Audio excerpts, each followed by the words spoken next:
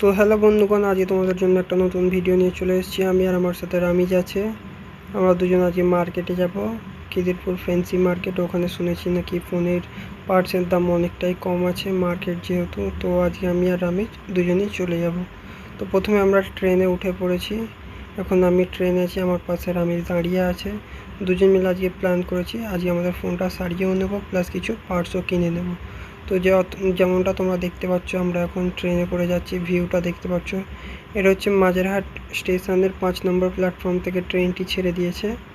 আমরা এখন যাব খিদিরপুর স্টেশন।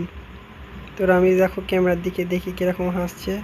তো দেখতে পাচ্ছ এই ট্রেনটিতে খুব সেরকম লোক নেই।